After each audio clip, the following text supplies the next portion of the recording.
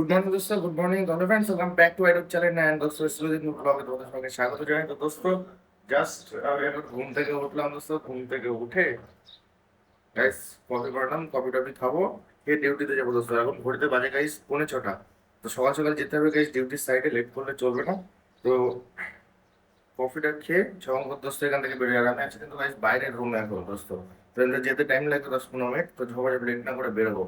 Ready হয়ে গিয়ে কিন্তু বেরোয় পড়েছে গাইস। এখন হেঁটে হেঁটে যাবো টোটোর দ্বারা, গিয়ে টোটো ধরতে হবে আমার। তো লেট করে লাভ নেই, এমনিতে লেট হয়ে যাচ্ছে। ঝপাঝপ দৌড়ে যায় গাড়ির সাইডে, মোড়ের মাথা। এখান থেকে টোটো ধরতে হবে, এখান থেকে, এই জায়গার থেকে। একদম লেট না, এসেই কিন্তু টোটো পেয়ে গেছে। একদম এসে এসে দাঁড়ালো আমার, টোটো পেয়ে গেছে। তো এখন যাচ্ছে টোটোয় করে, এখান থেকে সোজা যাবো কাজের সাইডে। ফাইনালি কিন্তু কাজের সাইডে চলে এসে গেছে ফাইনালি। এখন যাচ্ছে হেঁটে হেঁটে এখান থেকে। তো সবার প্রথম যাবো হচ্ছে রুমে, গিয়ে ড্রেস আপ চেঞ্জ করে তারপরে যাবো আমরা যেখানে কাজ হচ্ছে গাইজ ওইখানে। তো এখন প্রথম কোথায় যাচ্ছে? রুমে। রুমে তো চলে এসেছি, কাজের সাইডে রুম গাইজ, যেখানে আমি থাকি অ্যাকচুয়ালি অলওয়েজ খাটে। তো এসে দেখো কি অবস্থা করছি, খাটটা সব খুলে গেলে। আমি কিন্তু পুরো রেডি হয়ে গেছি গাইজ চাঙ্গাভাবে। এখন হেলমেট নেবো, জ্যাকেট নেবো, আর যাবো হচ্ছে আস্তে আস্তে ডিউটি দিকে। আর ডিউটিতে যাওয়ার আগে গাইজ আমাকে বললো যে হ্যান্ড গ্লাভস নিয়ে যেতে হবে গাইজ। যারা লেবার কাজ করছে, তারা যারা শিফটি করছে, তাদের হাতে হ্যান্ড গ্লাভস দরকার। তো যেটা গাইজ হ্যান্ড গ্লাভস ইস্যু করতে হবে এখন সবার মতো, ইস্যু করে তারপর ওটা নিয়ে যাবো কাজের সাইডে। গ্লাভস কিন্তু নিয়ে নিয়েছে একদম পুরো চাঙ্গা ভাবে, 2 বান্ডিল গাইজ। এখন যাচ্ছে বিল্ডিং এর ভিতর ঢুকতে গাইজ।